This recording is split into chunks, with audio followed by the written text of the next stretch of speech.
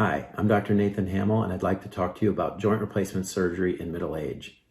Have you been told you're too young for a hip or knee replacement because you're in your 40s or 50s?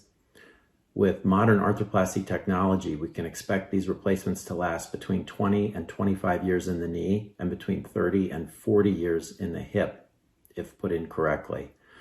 What this means is that even in the late 40s or early 50s, a hip replacement might be the last operation you'll ever need.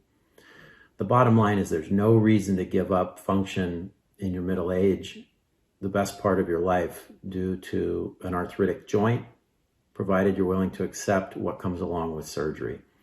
If you're interested in talking about joint replacement surgery in younger age groups, please give my office a call.